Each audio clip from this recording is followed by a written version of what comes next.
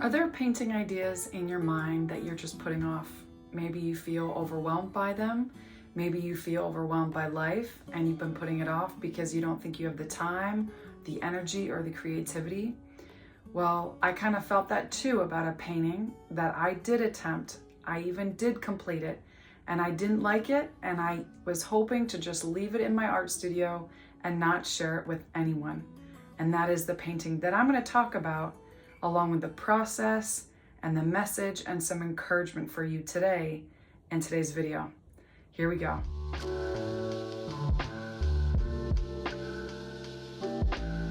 Did you know that the ocean covers 70% of the Earth's surface, and half of the oxygen we breathe comes from the smallest little organism in the ocean, phytoplankton? Welcome, creatives. If you're new here, my name is Lauren Elizabeth with Lauren Elizabeth Animal Art. I'm a certified art therapy practitioner and an independent pet and wildlife artist. And I've been exploring all different types of ocean animals while going through the waves of grief and loss. It's been a journey navigating through some very bright but also stormy waters in our family and health and business. And then recently we lost our beloved family friend, only 36 years old, a single dad, leaving his daughter and his loving family. And he struggled with alcoholism. And what I'm about to share with you next nearly threw me off the boat and into the water. But all this has led to this sense of urgency to create this ocean painting that I've been putting off for 2 years. I actually have pieces of this puzzle in my journal from 2 years ago. In the last conversation I had with our dear friend that passed only a few days before, I could hear the despair, the hopelessness, the shakiness in his voice. During this phone call, I shared, just like I had shared many other times with him, my own story with addiction, anxiety, and depression, my own experience of that hopelessness. So 2 years back, when this idea of this ocean painting came to me, the beginning of it, I was sitting outside with my children, I think, and across the way, my neighbors hired somebody to clean out their gutters. And I couldn't believe, I was just intrigued, fascinated by all the gook just coming out of these gutters. Rotting leaves, dirt, debris, that black and brown that was just coming out of these gutters. I remember thinking, like, how could the weight of all this debris sit stuffed, packed inside these gutters? Like, I'm just surprised they stayed up on the house. And then I thought of a memory, thinking back to my past, when I too carried the weight, my own internal gutter system, clogged with self-loathing, insecurity, bitterness. And I mean it when I say I spent years trying to escape that feeling. I just couldn't sit with it, couldn't sit with myself in that shame. And so I would turn to different things that were very harmful and damaging just to get away for a few moments, a few hours. And so all this, that flashback, it all floated to the surface for me. But here's how I not only stayed anchored, but how good came out of this pain. And that leads me to our first tip. Whatever painting you're putting off and ignoring, what if that very painting could help somebody see a little differently, give them clearer, brighter, more hopeful vision?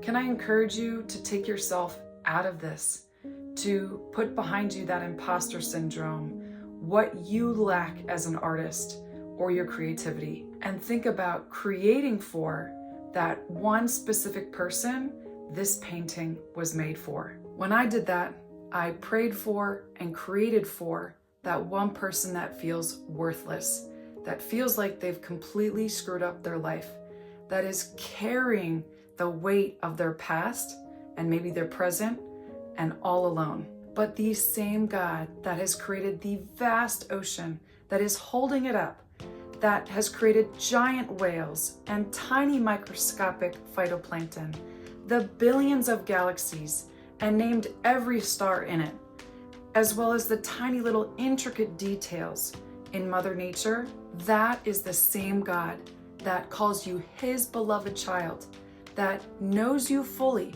has set you apart, and calls you to him.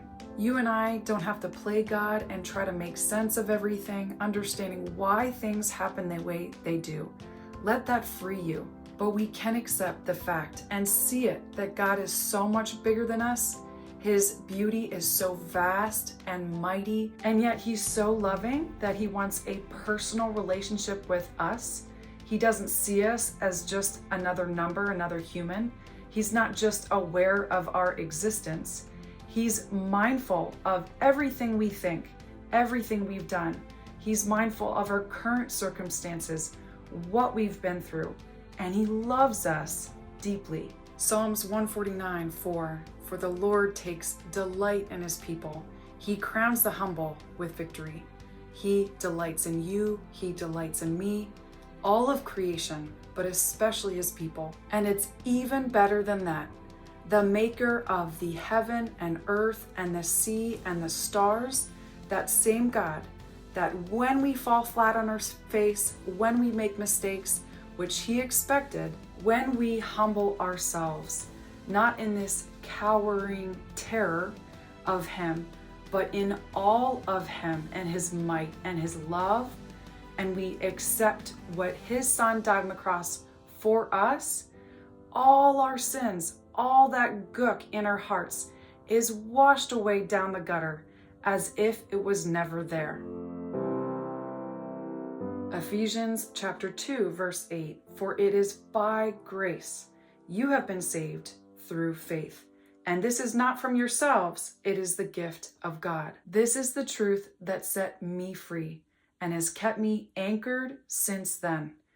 Being in awe of how much bigger God is compared to me, and how he can even bring good and beauty out of my biggest mistakes and regrets, and that his grace covers all. This is the truth that transformed me from the inside out. Consuming this truth day by day, feeding my spirit, my soul, my mind and body with these good, wholesome things, put me on a new path that is definitely still full of temptation and struggle, sometimes bouts of anxiety and depression, but I'm always going right back to the source, to that treasure box, Jesus. And that leads to my next tip. Because of how difficult the creative process can be and the battle going on in our mind some days, there was a point in this process where I felt like I had reached a dead end, like I just couldn't get any further. So I went back to kind of my toolkit of things that I normally do when I feel a little bit of that creative dryness. But I didn't feel like coloring. I didn't feel like drawing. I didn't feel like using my Copic markers or colored pencils. I didn't even feel like crocheting, which is unusual for me. But I could still bake bread.